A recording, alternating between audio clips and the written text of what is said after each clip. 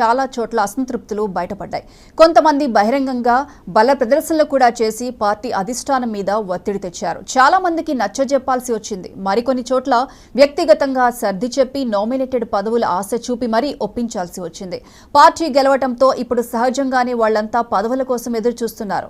ఒకవైపు జనసేన, బీజేపీ కోట కూడా ఉండగా టీడీపీ అధిష్టానం ఎవరెవరిని ఎలాంటి పదవులతో సంతృప్తి పరుస్తుందో చూడాలి.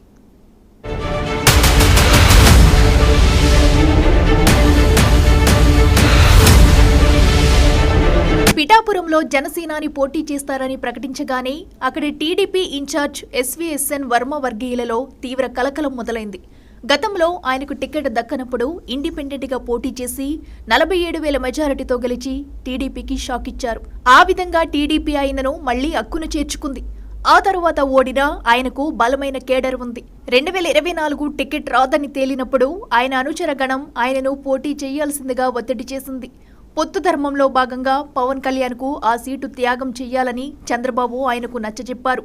మొత్తానికి వర్మ ఒప్పుకోవటమే కాదు, ఎలాంటి ప్రలోభాలకు లొంగకుండా పవన్ కళ్యాణ్కు అద్భుతమైన మెజారిటీ సాధించడంలో తన పాత్ర నిర్వహించారు. అటు టీడీపీ, ఇటు జన సైనికుల అభిమానం పొందారు. ఎన్నికలకు ముందు చంద్రబాబుతో పాటు పవన్ కళ్యాణ్ కూడా ఆయనకు ఇచ్చిన మాట నెరవేర్చే సమయం వచ్చింది. నరసాపురం వైఎస్ఆర్సీపీ ఎంపీగా ఉండి పార్టీ అధినాయకత్వం ధోరణి మీద అలుపెరగని పోరాటం చేసిన రఘురామకృష్ణంరాజుకు ఆఖరి నిమిషంలో ఉండి సీటు కేటాయించాల్సి వచ్చినప్పుడు టీడీపీ అధిష్టానం చిక్కుల్లో పడింది. అప్పటికే అక్కడ సిట్టింగ్ ఎమ్మెల్యే, మాజీ ఎమ్మెల్యే మధ్య వివాదంలో సిట్టింగ్ వైపు మొగ్గు చూపినా తాజా వ్యవహారంలో సిట్టింగ్ను సైతం పక్కన పెట్టాల్సి వచ్చింది. మొత్తానికి సిట్టింగ్ ఎమ్మెల్యే మంతెన రామరాజుకు నచ్చజెప్పి పార్టీ పదవి ఇవ్వడంతో పాటు అధికారంలోకి వచ్చిన తర్వాత తగిన విధంగా గౌరవిస్తామని హామీ ఇచ్చారు. ఇప్పుడు మంతెన రామరాజు కూడా పదవి ఆశించడం సహజం. ఇక జనసేన నెంబర్ 2గా భావించే నాదెండ్ల మనోహర్ కోసం తెనాలి సీటు కోరిన జనసేనాని కోరికను టీడీపీ తిరస్కరించడం కుదిరే పని కాదు. అదే సమయంలో మాజీ మంత్రి తెనాలిలో గట్టి పట్టున్న ఆలపాటి రాజేంద్ర ప్రసాద్ను నిరాశపరచడం కూడా వీల్లేని పరిస్థితి. అప్పటికే ఆలపాటి రాజా అనుచరగణం ఆవేశంతో సమావేశాలు పెట్టి ఆయనను తగ్గవద్దంటూ డిమాండ్ చేయడం మొదలైంది. అలాంటి పరిస్థితిలో చంద్రబాబు నాయుడు ఆయనను పిలిచి స్వయంగా హామీ ఇచ్చి మద్దతు ఇవ్వాలని కోరారు. ఇప్పుడు ఆయనకు కూడా తగిన పదవి ఇవ్వాల్సి ఉంటుంది. మాడుగుల సీటు కూడా టీడీపీ అధిష్టానాన్ని చాలా ఇబ్బంది పెట్టింది. అక్కడ టికెట్ ఆశించిన ఇద్దరు పెద్ద ఎత్తున ఒత్తిడి తీసుకువచ్చారు. ముందుగా పైలా ప్రసాద్కు టికెట్ కేటాయించడంతో ఆయన అక్కడ ప్రచారం మొదలుపెట్టారు. అయితే పార్టీ కోసం ఎంతో కష్టపడ్డ తనకు టికెట్ ఇవ్వకపోవటం తట్టుకోలేని మాజీ ఎమ్మెల్యే రామానాయుడు తన అనుచరుల సమక్షంలో కన్నీళ్ల పర్యంతమయ్యారు. ఇంకోవైపు అలకబోని ఉన్న మాజీ మంత్రి బండారు సత్యనారాయణమూర్తిని బుజ్జగించడానికి అక్కడి బీజేపీ ఎంపీ అభ్యర్థి సీఎం రమేష్ రంగంలో దిగారు. చివరికి ఆ టికెట్ బండారుకి ఇప్పించారు. ఇప్పుడు పైలా ప్రసాద్, రామానాయుడు నామినేటెడ్ పదవులు ఆశిస్తున్నారు. కృష్ణా జిల్లా పెడన నియోజకవర్గంలో మాజీ డిప్యూటీ స్పీకర్ వేదవ్యాస్కు టికెట్ ఇస్తామని టీడీపీ అధిష్టానం హామీ ఇచ్చింది. ఆ విధంగా ఆయన పార్టీలో చేరి కష్టపడ్డారు. కానీ టీడీపీలో అనేక పదవులు నిర్వహించిన కాగిత వెంకట్రావు వారసుడు కృష్ణప్రసాద్కు ఆ సీటు కేటాయించారు. తీవ్ర అసంతృప్తితో ఉన్న వేదవ్యాస్కు నచ్చజెప్పి కాగిత కృష్ణప్రసాద్కు మద్దతు ఇవ్వాల్సిందిగా చంద్రబాబు కోరారు. ఆరోగ్యాన్ని కూడా లెక్క చేయకుండా వేదవ్యాస్ టీడీపీ అభ్యర్థి గెలుపు కోసం కృషి చేశారు. అదేవిధంగా గుంటూరు జిల్లా పెదకూరపాడులో మాజీ ఎమ్మెల్యే కొమ్మలపాటి శ్రీధర్ ఎన్నికల ప్రచారంలో దూసుకుపోతుండగా అక్కడ ఆయన స్థానంలో భాష్యం ప్రవీణ్కు టికెట్ ఇచ్చారు. పార్టీ అనుచరులు గుంటూరులో సమావేశం పెట్టి తీవ్ర అభ్యంతరం చెప్పిన పరిస్థితుల్లో అధిష్టానం ఆయనను బుజ్జగించింది. పల్నాడు జిల్లా అధ్యక్ష పదవితో పాటు అధికారంలోకి వచ్చాక పదవి ఇస్తామని హామీ ఇచ్చింది.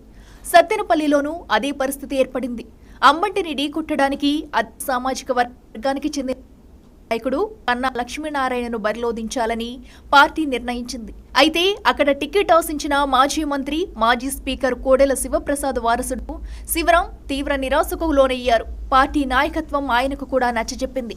సహజంగానే ఆయన కూడా ఏదైనా పదవి కోరుకుంటారు. అనంతపురం జిల్లాలోనూ టికెట్ల ప్రకటన సమయంలో తీవ్ర అసంతృప్తులు బయటపడ్డాయి. ధర్మవరం టికెట్ ఆశించి అక్కడే పాగా వేసిన పరిటాల శ్రీరామ్కు నిరాశ మిగిల్చి ఆ స్థానాన్ని పొత్తు భాగస్వామి బీజేపీకి కేటాయించింది టీడీపీ అధిష్టానం. శ్రీరామ్ వర్గీయులు వీధులకెక్కి నిరసన ప్రదర్శనలు కూడా జరిపారు. బీజేపీ జాతీయ స్థాయిలో కీలకమైన సత్యకుమార్ యాదవ్ను గెలిపించే బాధ్యత తీసుకోవాల్సిందిగా చంద్రబాబు నాయుడు నచ్చజెప్పారు. అందుకు ఒప్పుకున్న శ్రీరామ్ అక్కడి గట్టి పోటీలోనూ సత్యకుమార్ యాదవ్ గెలిచేలా చూశారు. శ్రీరామ్ తల్లి సునీతకు మంత్రి పదవి ఇచ్చి సంతృప్తి పరుస్తారా, శ్రీరామ్కు ఏదైనా పదవి ఇస్తారా అనేది చూడాలి. అనంతపురం అర్బన్ టికెట్ ఆశించిన వైకుంఠం ప్రభాకర్ చౌదరి కూడా తిరుగుబాటు బాట పట్టారు. ఆయన అనుచరులు పార్టీ కార్యాలయంలో విధ్వంసం సృష్టించారు.